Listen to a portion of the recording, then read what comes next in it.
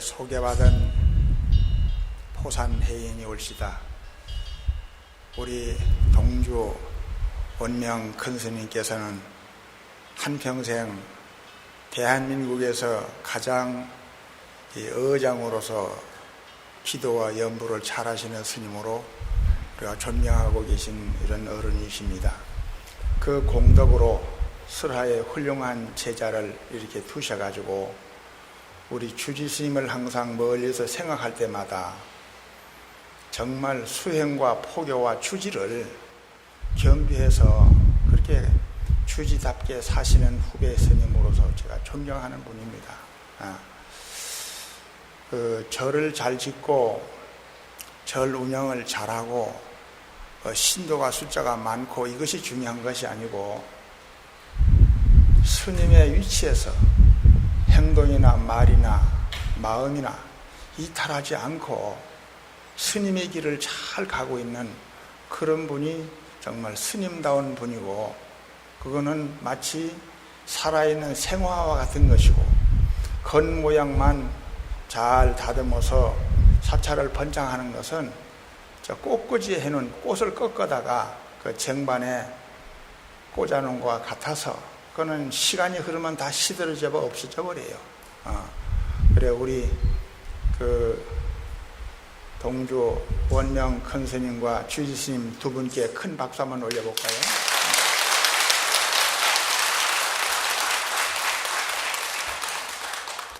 오늘 이 보살계를 설하게 되는데, 먼저 이 보살계를 설하기 전에 보살계가 어떠한 것인가 이걸 먼저 알아야 돼요.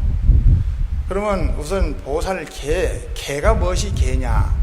이 계라고 하는 것은 세 가지 종류가 있는데, 제일 첫째는 섭유리계입니다. 부처님이 옳은 일은 하고 옳지 않은 일은 하지 마라, 해야 할 말은 하고 해서는 안 될 말은 해서는 그건 아니다, 법대로 살아라, 규칙대로 살아라, 이렇게 딱 이렇게 살아나가는 것을 섭유리계라고 합니다. 근데 이것보다 더 좋은 것이 있어요. 아무리 법대로 살아도 그래도 기본은 착하게 사는 것이 더 좋다. 아무리 뭐 법대로 안 살아도 그걸 선법계라고 합니다. 착한 데 기준을 둬라 말이에요. 착한 데. 옳은 말이라고 해도 상대 마음에 상처를 받으면 그것은 침을 놓는 사람이 병을 고쳐주는 건 좋지만 이왕이면 안 아프게 나오면 얼마나 좋겠어요.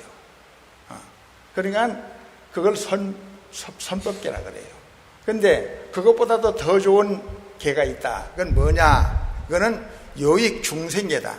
중생한테 얼마만큼이나 이익과 기쁨과 혜택을 줘줬느냐. 아무리 내가 바로 일러줘도 그것이 중생한테 이익이 못 됐다면 그것은 이 제대로 된 계가 아니다. 그래서 이 보살계는 요익 중생계, 중생을 편안하게 하고 중생을 이익되게 하고 중생의 눈물을 닦아주고 중생의 걱정 의심을 덜어주는데 초점을 둔 것이 바로 이 대성보살계다. 그리고 내가 죄를 안 짓고 조용하게 살다가 내가 극락가면 되지, 이렇게 하는 이런 행동하지 말고, 내가 극락을 못 가더라도 일체 중생을 다 극락가들 만들고 성불하게 만들겠다는 그 생각을 가지라. 물에 빠진 사람을 보고 아유 나도 가까이 가면 빠져 죽지 하는 그 생각 내지 말고, 빠져 죽는 걸 겁내지 말고 죽어가는 중생을 건지기 위해서는 일단 들어가서 건져야 된다는 생각을 갖는 것이 이 보살계의 사상이다. 이렇게 받아들이시면 될 것 같습니다. 개는 밝은 등불과 같아서 능히 무명 장야의 어두움을 없애며, 개는 법의 거울과 같아서 법의 실상을 비추어 다하며, 또한 개는 만이주 보배와 같아서 물건을 내려 빈궁함을 구제하느니라. 고해를 벗어나서 속히 성불하면은 오직 이 보살계법이 으뜸이 되는 길이니, 그러므로 모든 불자들은 응당 부지런히 보에 가지 일지어다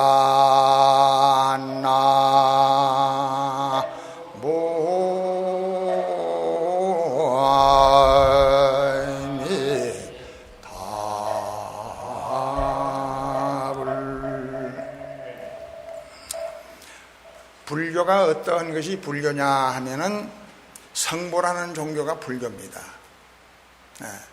무슨 잘 살고 걱정 의심 없고 남보다 출세하는 것이 불교가 아니라 이 불교는 제일 근본이 처음 시작부터가 성보를 목표로 해서 시작이 되고 결국에는 부처님이 되는 것을 이 불교로 한다 이겁니다. 이걸 먼저 알고 하는 사람은 불교를 제대로 믿는 사람이고 이걸 모르고 하는 것은 평생을 불교를 한다 해도 그건 가짜 불교를 하고 있는 것이다 이 말입니다. 그래서 보살계는 어떤 것이냐면 부처 될 수 있는 부처의 씨앗을 마음이라고 하는 땅에 심어주는 바로 이 작업이 바로 보살계다 이 말입니다. 보살계를 받음으로써 그럼으로써 불명이 나옵니다. 그러면 그 불명이 부처님이 지어주시는 이름을 불명이라 그러고 이제 부처님께서 좀 어린아이는 임신해야 아기가 태어나지 않습니까? 마찬가지로 보살계를 받는 순간에 정식으로 이제 불자가 되는 거예요.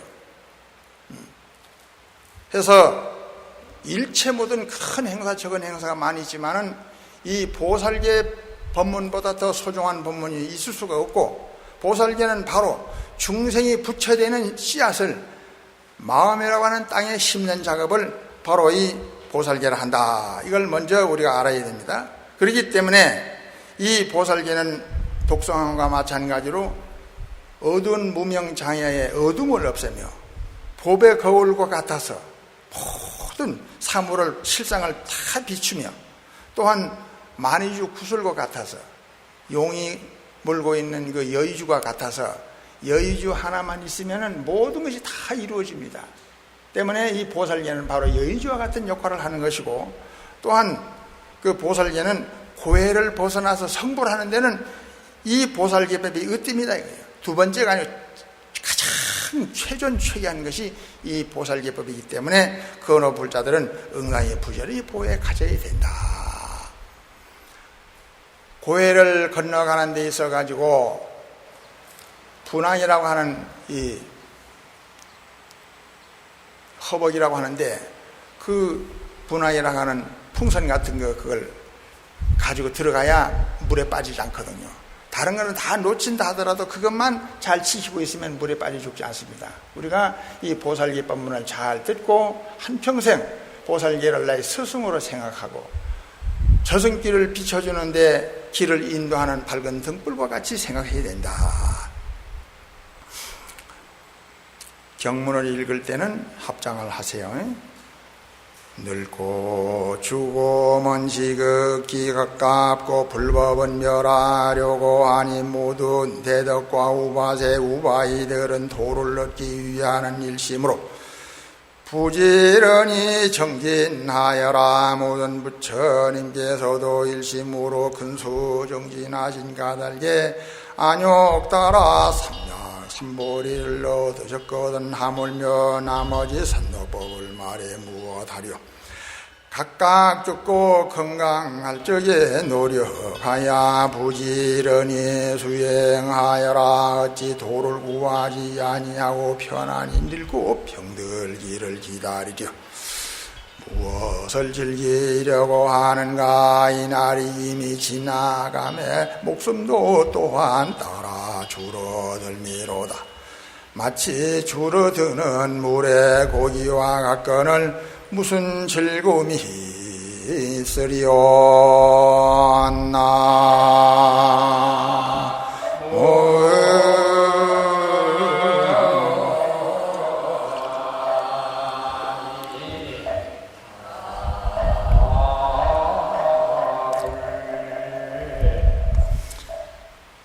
제일 첫째, 우리가 무상한 줄을 알고 세상을 살아야 된다. 무상을 모르게 되면 진정한 발심이 일어날 수가 없습니다. 시시각각으로 마치 저 시계추가 움직이는 잘깍잘깍 저 소리는 저승사자의 발자국임에 틀림없고, 하루가 살았다고 하는 것은 냉정하게 말을 해보면 그만큼 내 생명의 하루가 줄어들고 있다.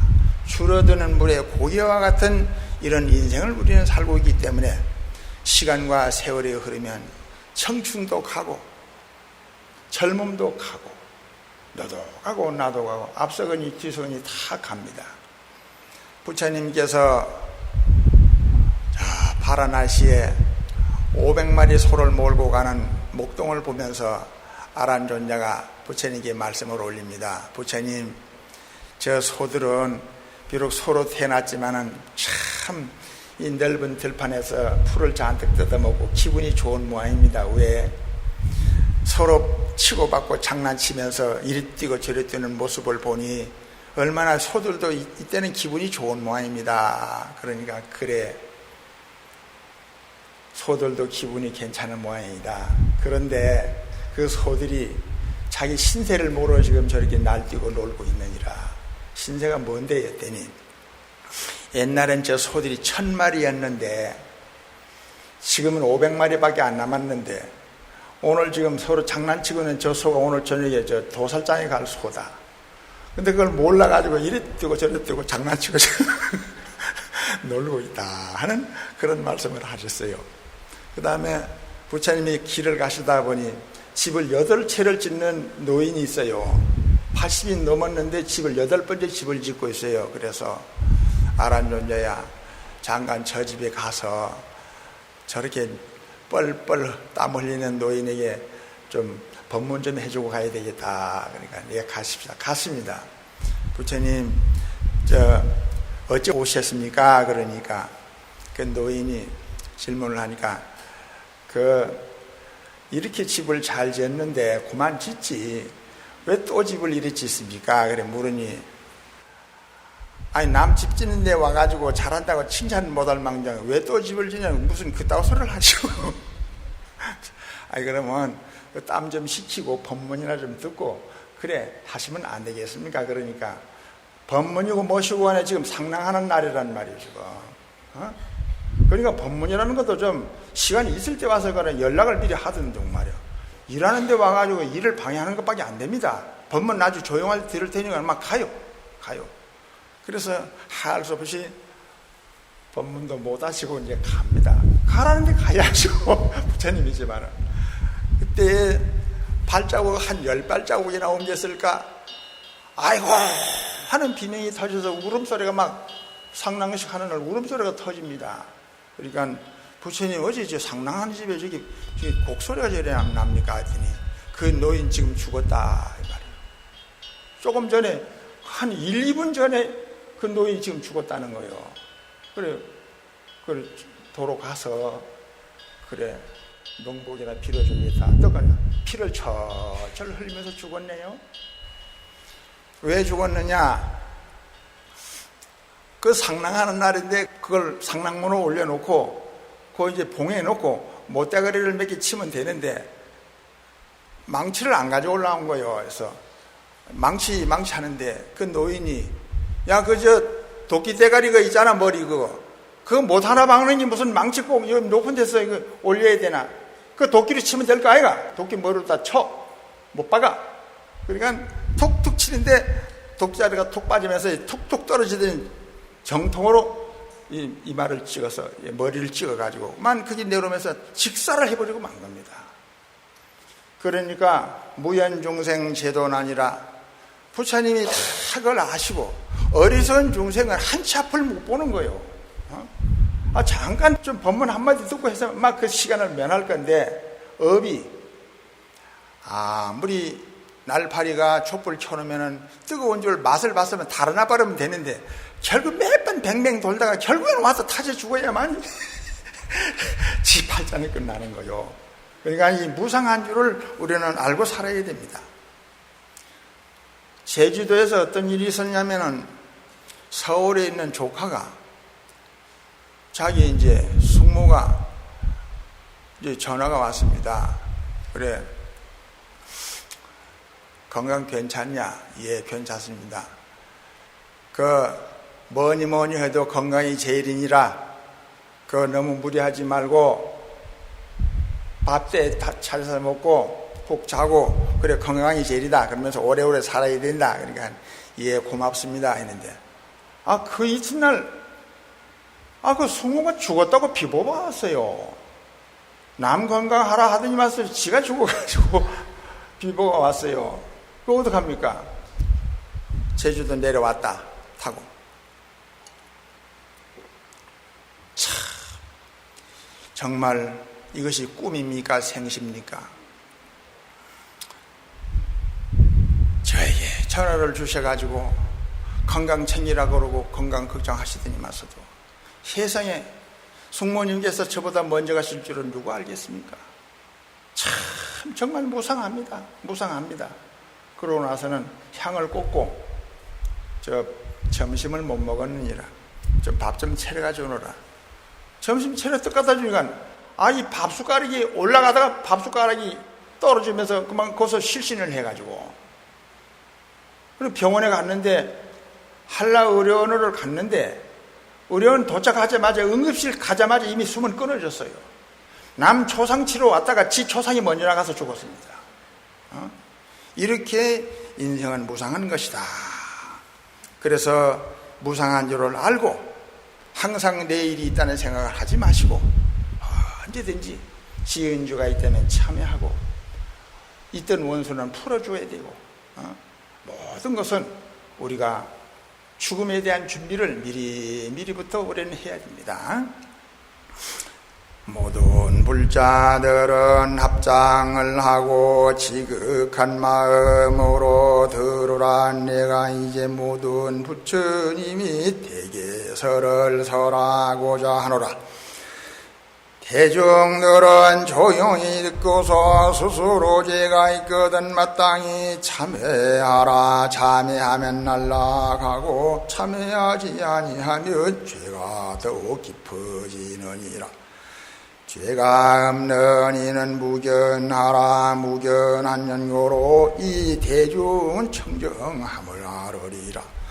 모든 대덕과 우화세와 우바이들은 자세히 들어라. 부처님께서 열반하신 뒤에 말세가 되더라도 마땅히 해탈을 보호하는 이 보살계법을 존경하라 하시니에 이 계를 받들어 가지는 자는 어두운 곳에서 밝음을 만난 것과 같으며 가난한 사람이 보배를 얻은 것 같으며 병들어 신음 많은 자가 쾌차함을 얻은 것 같으며 감옥에 갇혔던 이가 감옥을 벗어난 것 같으며 멀리 타향에 갔던 사람이 고향에 돌아옴을 얻은 것 같음이로다. 보살계는 곧 대중들이 큰 스승인지라. 만일 부처님께서 세상에 더 계신다 할지라도 이와 다를 바가 없으리라. 죄를 두려워하는 마음 내기 어렵고 착한 마음은 바라기 어려운지라. 고로 경에 말씀하소되 작은 죄를 가벼이 여겨 재앙이 없다 생각하지를 말라. 물방울이 비록 적지만은 점점 큰 그릇에 넘치나니 찰나찰나의 죄를 지어서도 재앙은 무관 지옥에 떨어짐이라. 한 번 사람의 몸을 잃어버리면 만급을 지내어도 다시 받기 어렵느니라. 젊은 시절은 머무르지 아니함이 마치 달아나는 말과 같이 빠르고 사람의 목숨이 무상함은 폭포수보다 빠르도다. 오늘은 비록 살아있지만은 내일을 또한 보증하기 어렵느니라. 대중들은 각각 일심으로 부지런히 정진하고 상각의 어른 생각에 잠겨 방일하지 말 것이니 밤이라도 마음을 쑤서 봐야 생각을 삼보에 두어 헛되이 지내지 말지어다. 한갓 피로 한만 베풀면 다음에 깊이 후회하게 되리라. 대중들은 각각 일심으로 삼가이 보살계법을 의지하여 여법히 수행하라. 수행하여라.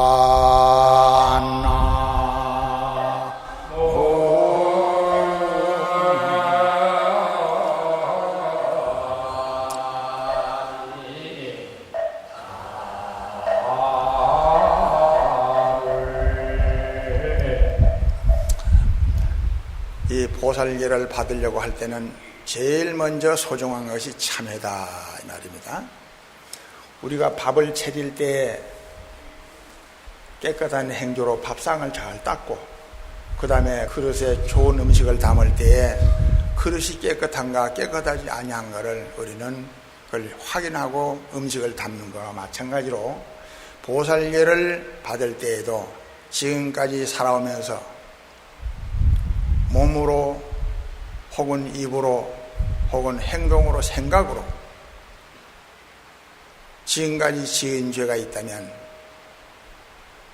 옷이 더러워지면 세탁을 해야 되고 몸이 더러워지면 목욕을 해야 되고 양심이 더러워지면 이거는 양심을 우리는 깨끗하게 참회를 통해서 우리는 더러워진 양심을 빨아내야 된다 이 말입니다. 우리 녹음에 욕을 해놓으면 틀면 욕만 나옵니다. 아름다운 노래를 불러놓으면 틀면 아름다운 노래가 나오지요. 그러면 욕한 대포를 그걸 지워놔야지만 틀면 욕이 안 나오지 않습니까? 잡초를 뿌리면 잡초가 올라오고 꽃씨를 뿌리면 꽃을 볼 수 있는 것처럼 우리가 한평생 살아오면서 남을 괴롭히거나 남을 섭섭하게 하거나 남을 억울하게 하거나 남을 아프게 하거나 이런 것들은 전부 다가 나쁜 업이 되어가지고 이것이 씨가 되어서 이 다음에 좋지 않은 운명과 팔자를 가지고 세상에 태어난다. 효자를 두고 불효자를 두는 것은 무슨 재수가 있어서 효자가 나오고 재수가 없어서 불효자가 되는 것이 아니라 내가 효자 둘 수 있는 업을 잘 닦아가지고 참여를 하고 보살계를 받은功德이 훌륭하면 이거는 효자가 되는 거고 내가 하는 말과 행동이 좋지 못한 쪽으로 많이 지어놓고 이걸 참여를 하지 않으면 그대로 되어서 내 운명과 팔자를 가져온다. 자, 합장들을 하시고 한마디 한마디 따라해 봅시다. 불교는 마음을 찾는 종교요 마음을 보는 종교요 마음을 아는 종교요 마음을 깨닫는 종교요 마음을 잘 사용하도록 가르치는 종교다. 마음이 달라지면 모습이 달라지고 관상이 바뀌면 내 운명과 팔자도 바뀌느니라. 사람은 마음씀을 따라서 마음은 마치 운전소와 같아서 술 취한 사람이 운전을 하면은 그 운전이 제대로 갈 수가 없는 것처럼 마음이 삐뚤어지고 마음이 잘못된 사람은 그 사람이 하는 말이나 하는 행동이나 그 심보가 전부 다 잘못 흘러갈 수밖에 없다. 그래서 이 보살계는 그 마음을 제일 청정하게 하는 것이 보살계다. 이 수청주라고 하는 구슬이 있는데 수청주라는 구슬은 한 자쯤 들어가면 한 자 물이 맑아지고 두 자 들어가면 두 자가 맑아져 버려요. 그래서 이 보살계는 바로 이 수청주와 같은 역할을 하는 거다.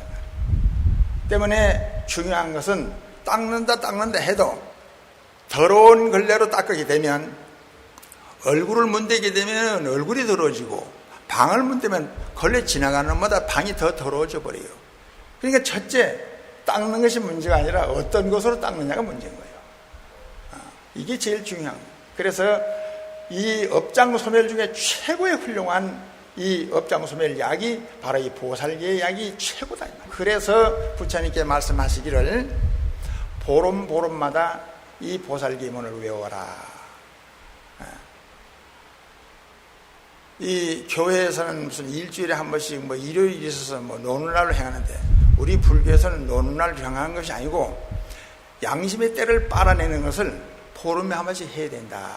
그래서 백월 15일, 흑월 15일 해가지고 보름에 한 번씩 하는 거예요. 요즘엔 대한불교 종교 중에서 한 달에 한 번씩, 그것도 결제 때만 한 달에 한 번씩 전국에서 이 보살 예문을 이제 읽고 있습니다. 그래서 우리는 참회가 그렇게 소중하고 좋은 것이다.